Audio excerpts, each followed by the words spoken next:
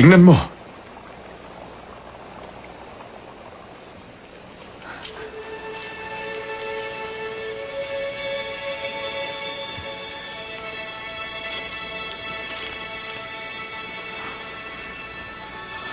Tingnan mo ang itsura niya.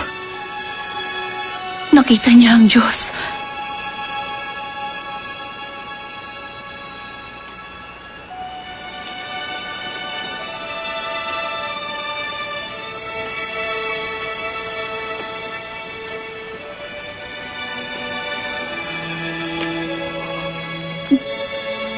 Moises, ang iyong buhok, ang iyong sapin sa paa.